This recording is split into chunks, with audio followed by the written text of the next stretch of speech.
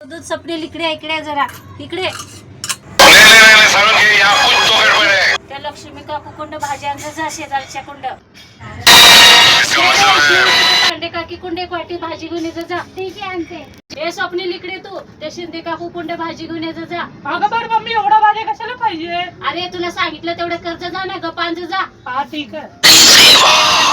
जेवण काय काय बनवलं मी तुम्हाला दाखवते.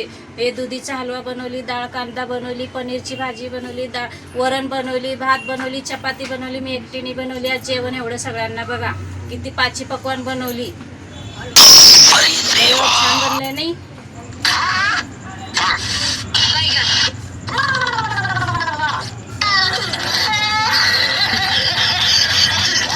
बस